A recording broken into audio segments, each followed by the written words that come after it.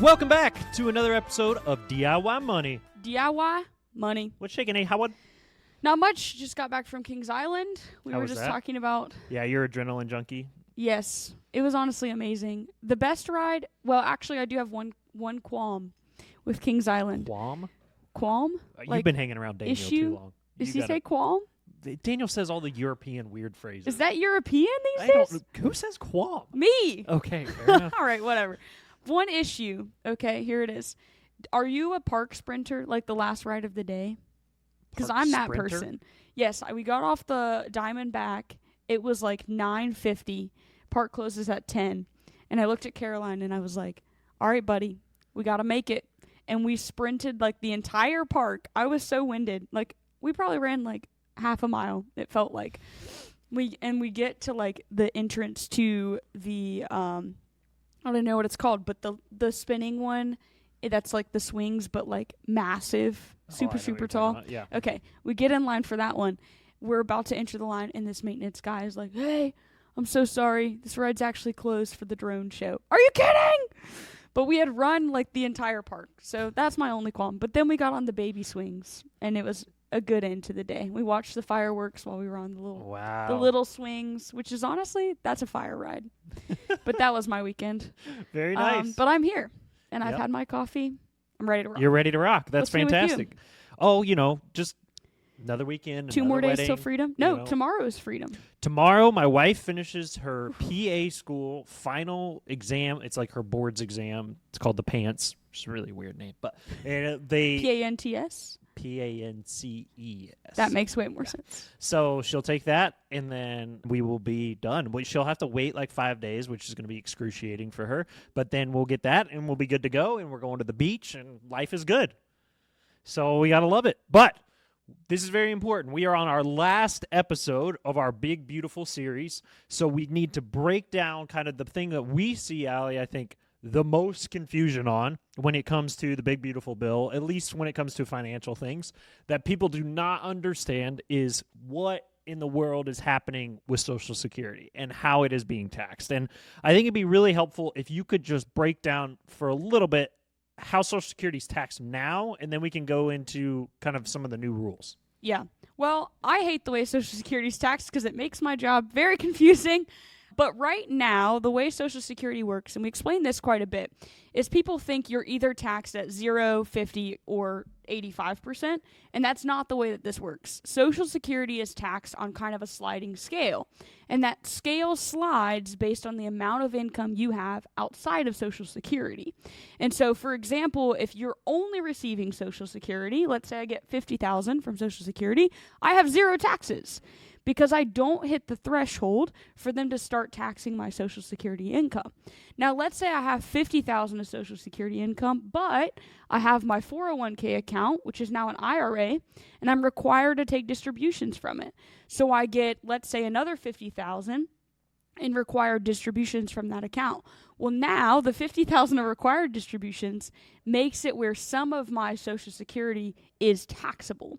So that's kind of the first piece of this. Now, what that means is, let's say the $50,000 to Social Security, it goes on my tax return, but not all $50,000 of that gets counted towards the amount of income that's taxable. And so typically we'll use 50% because that's easy math. Let's say if 50% of my Social Security is taxable, that means that's like getting $25,000 on my W-2. So $25,000 goes into the equation where the tax amount is figured out. The other $25,000 is not taxed in this scenario. But what's important to note is the way the law is written right now, the amount of Social Security dollars you receive are not the amount of dollars that you're taxed.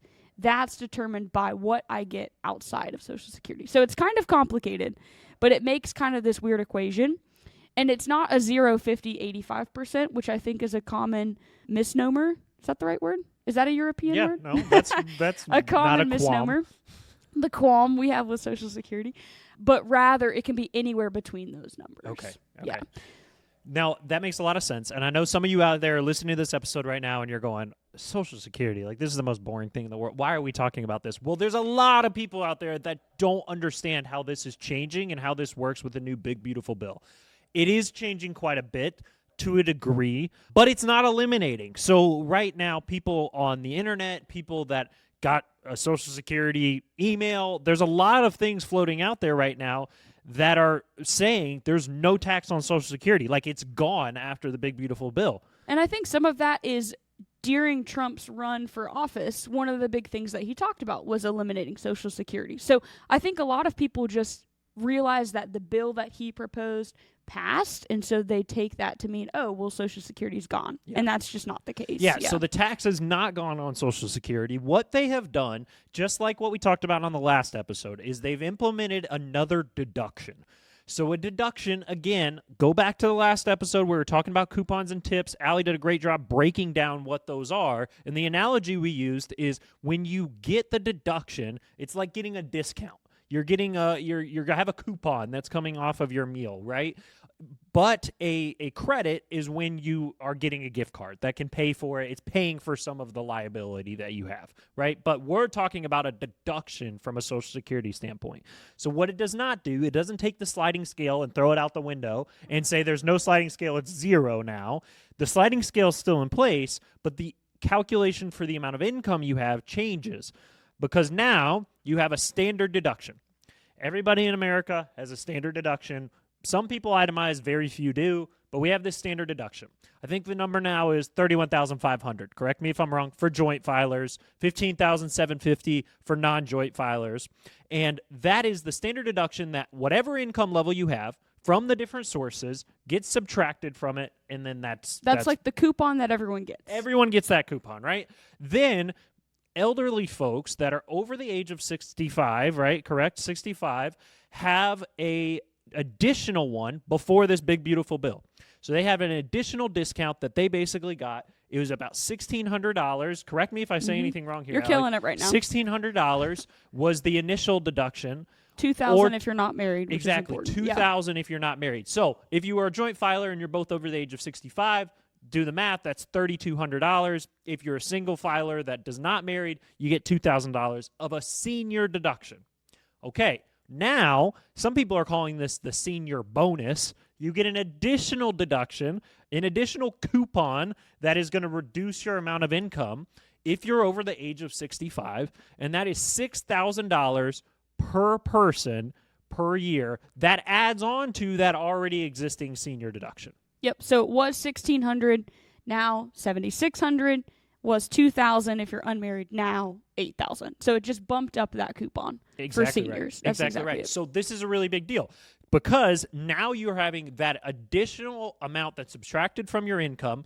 Then when people go look at the sliding scale, well, you're probably on the lower end of the sliding scale than you were before if you have lower income, right? So no, you're not eliminating Social Security tax, but even for a lot of our clients, there's a lot of people that will not have to pay Social Security tax anymore because that additional deduction is going to bring them to the level where their Social Security is going to be taxed at 50%, 0%, even lower in some, or well, not even lower, but lower than zero. They're paying you. Exactly. No. So you're lowering the amount of people that have to pay Social Security tax, but it doesn't get rid of it. And here's the really big point, too, is there's some pretty low, even compared to the taxes and tips, there's some pretty low income thresholds that if you're over it, you don't get the full amount of this deduction. So talk about that, Allie. Yeah, so this one, if you go back to our taxes and on tips and overtime, that's a pretty classic range that you see in a lot of credits. The IRS loves to push kind of the 150 single, 300 married, kind of that range. To your point, this one's significantly lower. So if you're single, you only get this extra bonus, we'll call it deduction, if you're if you're under 75,000 in income. And then married is twice that, 150,000, which means that if you're in a pretty high tax bracket or you have large distributions, this rule almost does not apply to you. And unfortunately, those are the people who typically are already paying Social Security tax. They'll continue to pay Social Security tax. So it's very important to know that that rule hasn't gone away. For sure. And we don't have all the clarity. So they may come out with like a sliding scale again, some kind of phase out period that if you're 151,000, you get a little bit less of the deduction or whatever it might seem. That's all going to come down the pipe. And we've talked throughout this series that the IRS is going to look at things. There's going to be public publications that come out. Social Security will come out with different news and information of how this is actually going to work logistically. But it's very important. The $75,000 for a single filer, $150,000 for an individual, you can hit that pretty quickly, especially if you're in required minimum distribution phase and you're having to take money out of your retirement accounts each and every year. So be very cautious. Don't fall into the realm of, oh, Social Security is not taxed at all anymore. We can just update our financial plan and just count on us having all the Social Security without any taxes. And maybe there'll be no taxes for me when I'm a senior. Not quite the case. Remember, it's just another coupon. We're not getting a gift card by any means. We're not getting any credits. And we're not eliminating Social Security tax entirely. It's still around, but we just get a little bit less that we're going to have to pay per person. Right. And we've had some clients reach out who are super in the news and on the know and get stuff done. And they've said, hey, we're going to go ahead and take off our withholdings from Social Security, just letting you know. Make sure that if you do fall into that camp, that very small camp where this rule is going to help you in reducing your taxes enough to maybe reduce down your withholdings, just make sure how it impacts you. So I would almost encourage you to let 2025 be the trial run, let all the rules figure out, and if you get a little bit of a refund, then go back and adjust your withholdings next year in light of that, or talk with someone ahead of time who can run the math and figure out what your actual liability will be and help you adjust your distributions accordingly. So it will change quite a bit for quite a few people, and I'll get on my soapbox for a second. I hate when people get tax refunds. It's not free money. You gave a free loan.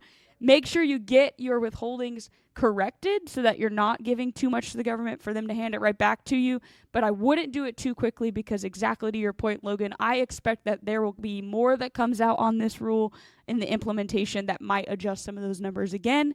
So I would sit tight and let us know if you have any questions. Yeah, and if you're out there and you have a financial plan and you're in this phase, I know that's not a lot of our listenership, but some people are in this phase. Make sure you rerun that financial plan and look at it again, because this does change a lot. It changes Roth conversion strategy. It changes distribution strategy, what money's coming out of what accounts. There's a lot that can shift here because you are going to get an additional bonus if you're in those income thresholds, so you have to be very careful about that. All right, friends, we hope you like this series. We try to make it timely. We try to give you the content when we're seeing what's happening and what people are facing on a regular basis. If there's any other series you want to talk about, feel free to send us a message.